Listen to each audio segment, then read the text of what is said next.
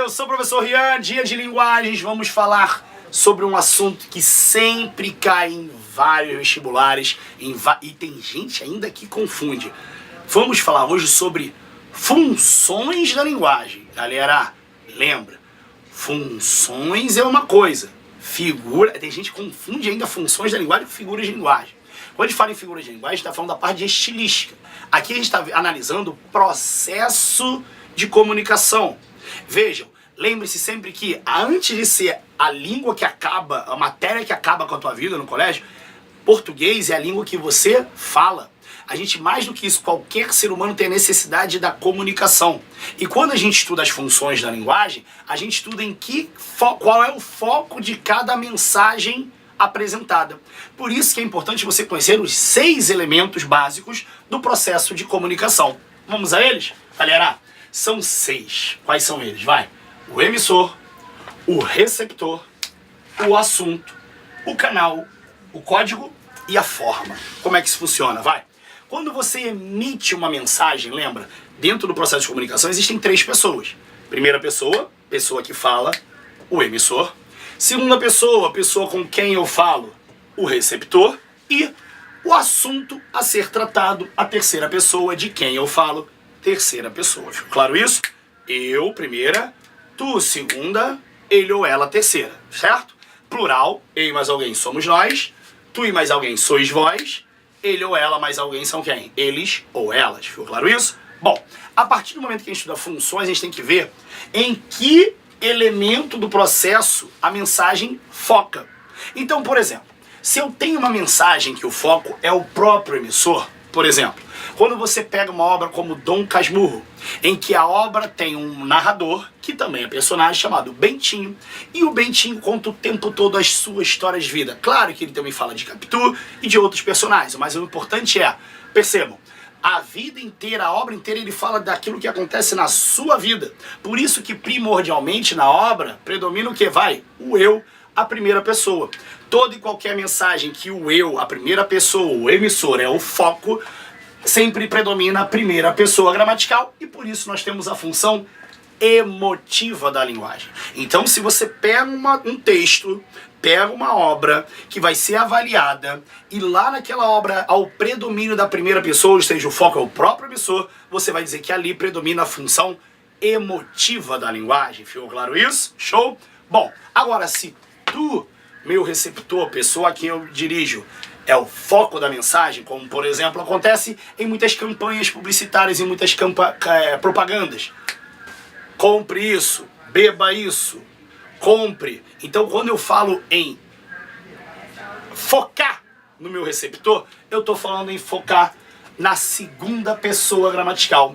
Toda e qualquer mensagem que tem como foco o receptor, por isso que muitas vezes a principal marca, além da segunda pessoa, são verbos no imperativo. Lembrem que eu ordeno, solicito, peço alguma coisa. Galera, nesse caso eu estou utilizando elementos que focam na função apelativa ou conativa.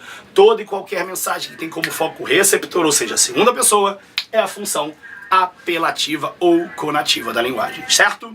Agora, se a gente fala sobre alguma coisa, isso acontece direto. Estou eu e um amigo conversando, falando de alguém, de algum assunto. Vejam que o assunto é o foco. Você sabe que o assunto é terceira pessoa. Um outro nome que o assunto pode receber é referente. E é por isso que surge a função referencial. Todo e qualquer livro didático, por exemplo, apresentam assuntos a serem mencionados, falam sobre vários assuntos. Então todo livro didático tem como prioridade a função referencial. Claro isso? Bom, quando a gente tem o canal, é chegar e falar assim, a gente entra e ela fala, gente, bom dia. Quando eu falo bom dia, eu não estou estabelecendo o processo de comunicação naquele momento? Quando você cruza com alguém e fala, oi, esse oi que você dá, você não está abrindo o canal de comunicação? Toca o telefone e você pega e fala, alô?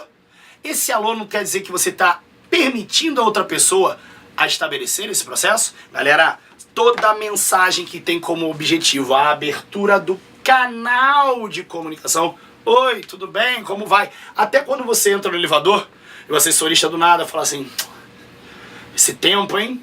Quando ele fala esse tempo, ele está querendo falar sobre meteorologia? Claro que não, ele está querendo puxar a conversa, ele está abrindo o canal de comunicação. E é por isso que nós temos nesse momento a função fática da linguagem. Função fática é aquela que foca na abertura do processo do canal de comunicação. Show? Beleza? Já é a função que foca no código, lembrando, galera, o código é o elemento utilizado nesse processo. No caso do processo de comunicação, o código utilizado são as palavras. Cada palavra tem um valor semântico, tem um valor significativo. Quando você, dentro do processo de comunicação, foca no próprio código, e quando eu falo código, gente, eu acho que essa é a função mais conhecida. Eu vou até já adiantar e falar que é a função metalinguística. O que acontece?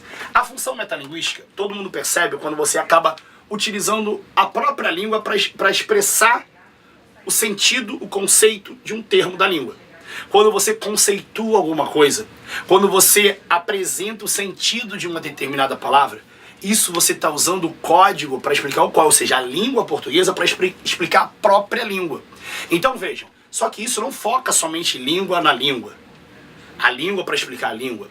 Quando você pega uma obra de arte que fala sobre o próprio fazer artístico, quando você pega um poema que fala sobre a própria poesia, por exemplo, existe um poema famoso de Gregório de Matos em que ele fala sobre um soneto, como se constrói um soneto. Veja, ele usa um soneto para falar sobre o soneto, ou seja, o código focando no próprio código. Ficou claro isso? Então, quando você pega um filme que fala sobre o próprio fazer cinematográfico, isso é função metalinguística. É o código focando no próprio código. Então, se você pega, por exemplo, o dicionário e escolhe uma palavra, o que você vai utilizar para explicar esse código? Outros códigos. Então, sempre que eu tiver esse tipo de mensagem, eu tenho a função metalinguística. Agora, se você apresenta uma mensagem com uma estrutura diferenciada, uma linguagem diferenciada, um fazer estrutural diferente daquele padrão do texto em prosa, você está usando o que a gente chama de função poética. A função poética tem como objetivo trabalhar o texto de uma maneira diferenciada. Você foca na forma do texto, você trabalha na estrutura do texto. Não somente com a questão, então é só poema. Não, poema, claro que você está trabalhando em versos.